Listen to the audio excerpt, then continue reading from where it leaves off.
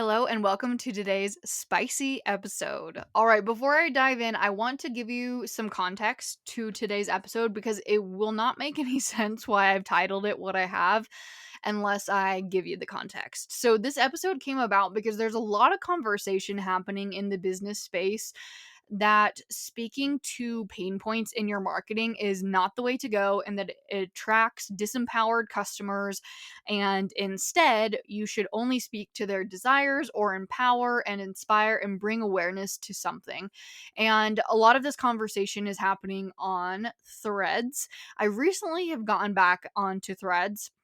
Not sure how long I'll stay. I think I'm going to give it 3 months to really see what type of ROI I'm going to get from being on that platform, specifically in terms of like sales and just building community and brand awareness over there. So I'll keep you updated on that. Once I've been on it for longer than 2 weeks and have posted more than 10 times and have had a little bit more consistency, then maybe I'll do an episode on it. But I'm not a Threads expert, so please don't come at me with any of your questions because yeah, I don't have all the answers there. But, anyways, I've realized that there's a dark side of Threads and a light side of Threads. I recently got back onto Threads because I saw on Instagram when you scroll through your feed, there's these little thread snippets that pop up and they're like, this is what's happening on Threads. I don't know if it actually says that or not, but in my head that's what I think. But I saw these little threads and I kept tapping on them and I just was so intrigued by these little snippets of conversation that I saw. And as I tapped on more of them, I was like, oh, actually, I'm really intrigued to get back on Threads because I love the conversation that's happening over here. And as I jumped back onto Threads, again, the conversation is what drew me in. There was a lot of like positivity, supporting one another, helping one another out, answering each other's questions, all that good stuff. And as of recently, my Threads algorithm, which I have no idea how the Threads algorithm even works. Again, don't ask me any questions here.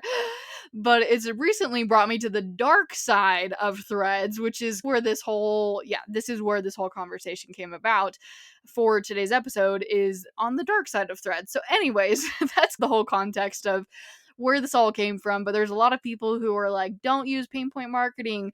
So, first things first, and you might have already seen this coming because I've said it a few times in past episodes, but if anyone tells me to not do something, so if they say, don't do blank, I'm either going to do it or I'm going to highly question why and then see if the logic is sound.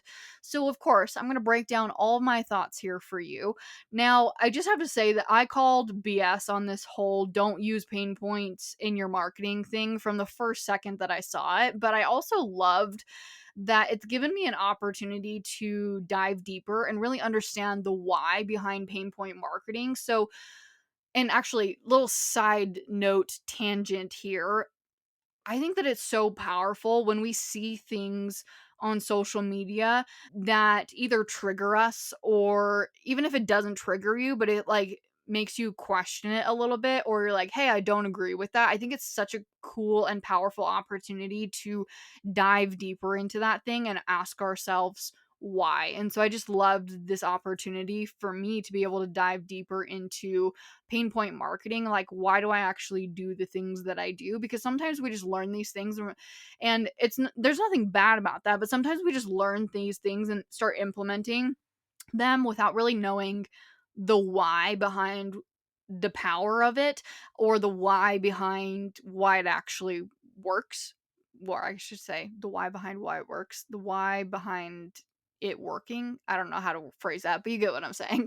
Anyways, I just think it's such a powerful opportunity to pause, to stop, to think, to reflect, to really challenge our thoughts. That's what this episode's all about. Anyways, again, I loved that it's given me a deeper opportunity. So the first thing that I did was hit the good old Google and started researching the origins of pain point marketing, because what else would I be doing on a Tuesday afternoon in the winter? Definitely not more important things than Googling about the origins of pain point marketing. So in my research, and I promise it's going to get more exciting than this, but in my research, I found that the term pain point first came around in the early 2000s to define a moment in which a situation becomes so irritating that a consumer feels compelled to seek out a remedy. And that was according to an article by Bruce Watson that was published by Yahoo Money, I think is where I found it. I'm not really sure how credible of a source that is. So if we're talking like credible sources and all of that good stuff, probably not the most credible source, but I think I also saw it on a few other Google searches. I'm sure it's right. Anyways, okay, so what is a pain point? It's a specific problem, frustration, or limiting factor that a customer experiences. And I might add to that as well that a customer experiences and that they want a solution to. So, for example, let's just say that you want your baby to sleep through the night. Some pain points that you might be having. Number one, getting your baby to bed at night is a struggle. So, you dread nights. Number two, your baby wakes up every 2 hours to feed, which leaves you exhausted each day. Number three, you aren't sure if you should pick up your baby when he or she is crying, or if you should let them cry to sleep, which then gives you anxiety deciding what to do. Those are three pain points that you might have from the situation of your baby sleeping. When you address the pain points in your marketing, when you talk about pain points, you really let your customers know that you get it. You're basically saying to them, like, hey, I hear you, I see you, I understand, and I'm here to be a helping hand. And I don't know about you, but how many times have you wished that someone would say that to you when you're going through the thick of whatever it is that you're going through, aka your pain point? I know, I wish that would happen every single time. I wish that someone would say, hey, I hear you, I see you, I understand, I'm here to be a helping hand. Please do that for me whenever I'm in the thick of anything. Understanding the pain point, it helps us to not only create better offers for our customers because we understand what it is that they need, and it helps us to better serve them, but it's also the gateway for us to share how what it is that we offer fills the gap between the pain point, so where they are right now, and the outcome, which is where they want to go. And here's something mind blowing, and I am winking right now because it's really not that mind blowing. If you're watching on YouTube, you saw me wink, and that was a very pathetic attempt at a wink. I do actually know how to wink, but I was trying to wink with my not good winking eye. Anyways, if you're watching on YouTube, you're getting a laugh out of this right now. But people who have a pain point are the ones that are most likely to become customers. Why?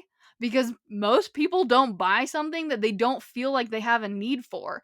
When they have a pain that they want alleviated, they're going to seek out a solution. Pain is a really great motivator to change. And in this context right now, who I'm speaking to, the change that they're going to be seeking out is going to be brought about through your offer. Think about the last time, or think about the last thing that you purchased. Now, think about why did you purchase that thing? You bought it to fill some sort of pain point that you have in your life, whether that be a big pain point or a small pain point.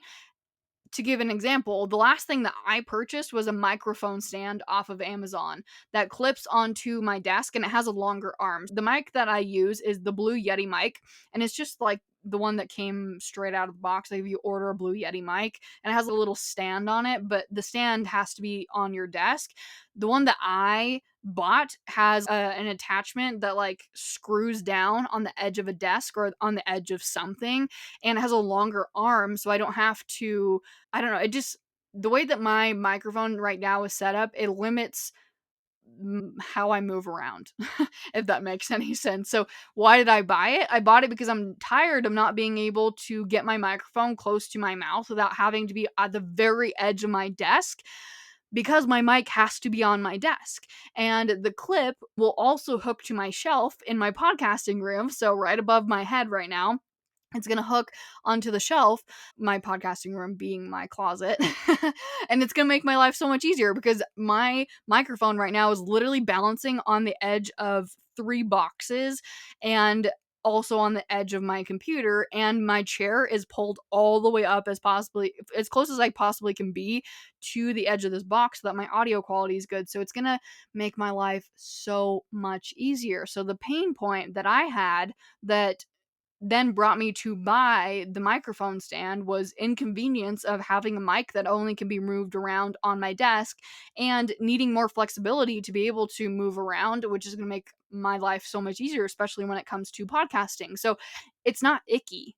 And it's what I was feeling that drove me to buy. So pain point marketing, not icky. And it's not to say that I specifically bought that because I saw someone marketing to my pain point, but that's just to give an example of a pain point that I had that you could have marketed to. Now, why do I think that there are people out there that are against using pain point marketing? The dark side of threads. Why are people talking about this? Why is this even a conversation? Why are people saying that pain point marketing is dead, that you shouldn't use pain points? I think that it's because they've seen people do it the wrong way and it feels icky as a consumer. And so they're like, nope, I don't want to replicate that. I want to come across in a very authentic way to my community. And I don't want people to feel like shamed by reading my marketing, by reading the copy that I am giving to them through my Instagram stories, through my emails, all that stuff. Or they are doing it the wrong way because that's all that they've been taught and it feels icky. So they think that pain point marketing must not be for them. And so, what is the solution? We don't use pain point marketing. And I do believe that there is a negative way to go about using pain points. And there are 100% people out there who are using pain points as a way to make other people feel like crap. Now, whether that be intentional or unintentional, I don't really know. I would hope that it would be unintentional. But I also believe that there's a right way to go about sharing pain points. So let me share my recommendations on how to effectively use pain points in your marketing, because you should be. It's a marketing tactic. It is a very smart marketing tactic. And again, it helps people to feel more connected to you. It helps them to know that you understand what it is that they're going through. Number one, get specific.